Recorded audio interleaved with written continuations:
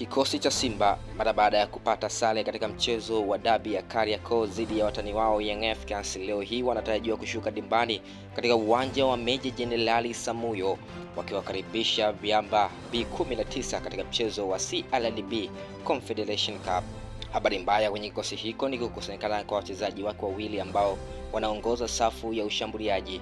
Selemani Mwalimu ambaye yeye amefungiwa na kamati ya masaa 72 kutokana na kucheza mchezo usiokuwa kiungwana katika mchezo wa ligi kuu soka Tanzania bara dhidi ya Dodoma Jiji, huku mshambuliaji mwingine Jonathan Soa yeye amesimamishwa na kikosi cha Simba kutokana na sababu za kinidhamu, lakini mpaka hivi sasa hakuna taarifa kamili kuhusu Jonathan Soa.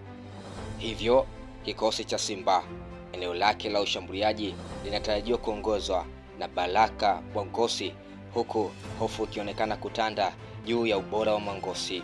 Mchezo huu wa Simba unatarajiwa kupigwa katika uwanja wa Meja Jenerali Samuyo majira ya saa 1:15 kwa saa za Afrika Mashariki.